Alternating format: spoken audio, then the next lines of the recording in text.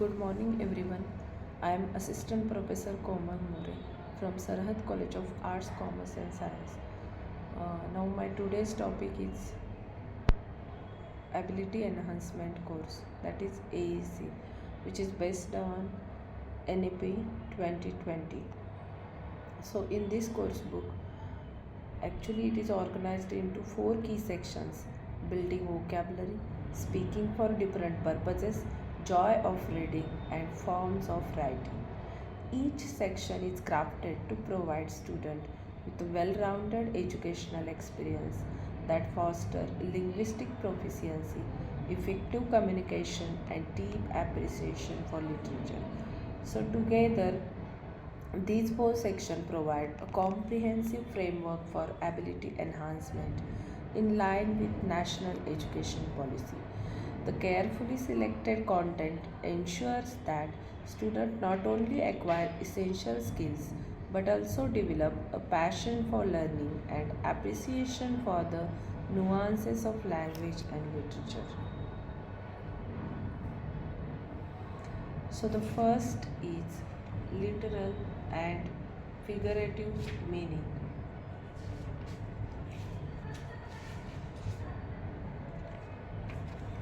What exactly mean by literal and figurative meaning? Words in any language are used to convey a meaning. However, writers and poets often use words to suggest other meanings to add more depth to their writing. So, literal language or words used literary refers to the usage of words according to the dictionary meaning.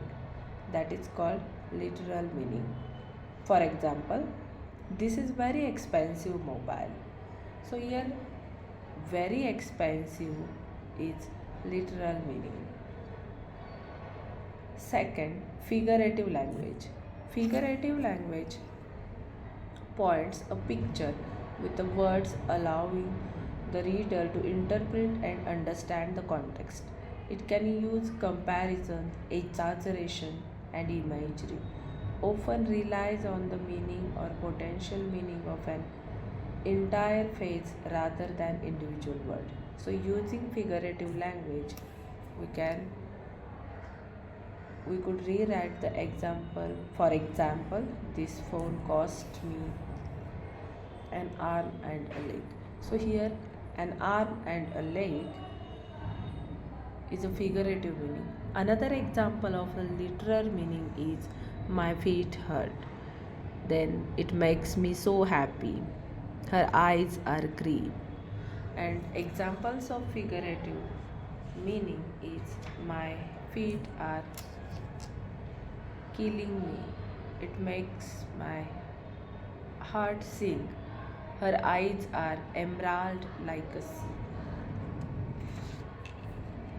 Now we will turn to synonyms and antonyms. As we know that synonyms are the words that have the same or neatly the same meaning. For example, finish and complete are synonyms of each other.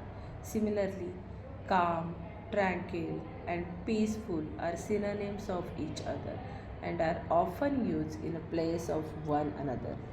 It is useful to know synonyms of a word because you can use them to bring variety to your speech and writing. So, small, another examples like a tiny. Words often have more than one meaning, and when we talk of synonyms, note that we only mean that two or more words match in one of these sense. Second is antonyms. Antonyms is a word that means the opposite of another word. Learning antonyms is an important part of building vocabulary because it will help you avoid using long phrases to express the opposite meaning. For example, compare two alternative ways in which you can convey the opposite of word. Purposefully, in a sentence, Rita walked purposefully down the road. Rita walked without a clear purpose down the road. So, here, purposefully and without a clear purpose, these two words are antonyms to each other. So it means they are opposite to each other. Just like another example, cold, hot, long, short, do, undo, legal, illegal, major, minor, powerful, powerless. These are some examples of antonyms. Now we will turn to prefixes and suffixes. Before starting prefixes and suffixes, we will see affixes. Affixes means what? A group of letters attached before and after the root word. It's called affixes. For example, unacceptable. Here, the word un is the prefix, accept is the root word, and able is the suffix. So, what is exactly mean by prefix and suffixes? Let us see. A prefix is a word fragment added in front of a root or a word. For example, by, pre, in, un. Adding a prefix to root word to produce a new word. For example, if we add en to the word sure, then we will get a new word, that is ensure. If we add prefix un to the word sure, we will get new word, that is unsure. So there are so many examples of prefix. For example, antibiotic, deform, discover, illiterate, international, misspell, non-violent, rewrite, substandard, triangle, unusual. So these are some examples of prefix. Now we will turn to suffixes. Suffix is a word fragment added at the end of a root or a word. For example, hood, less, ly, ty. Combining root with the suffixes produce a new word. For example, the word sure, if we add suffix ly to that sure word, we will get new word, that is surely.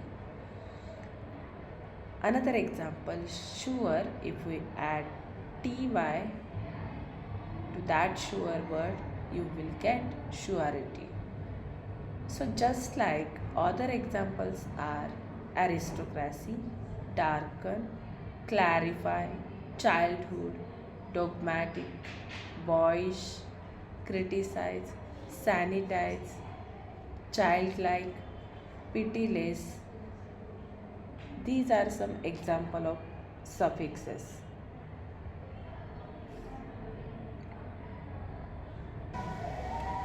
Lexical web. Lexical or word webs are visual graphic maps that enhance vocabulary by creating and exploring connections between words, ideas, topic. Mapping connected words graphically allow us to understand meaning and connection between words and enrich our vocabulary is a systematic way. Lexical web also connect other ideas, make a generalization, and expand and explore vocabulary thematically. A lexical web can connect to specific description or a definitions of a words, idioms and figurative views of words. Lexical webs can be developed based on a given text around selected words or a topic. Based on word chosen, a web could list synonyms, antonyms, descriptions, definitions, functions, and additional information about the word to create a larger set of words about the focus word based on the context.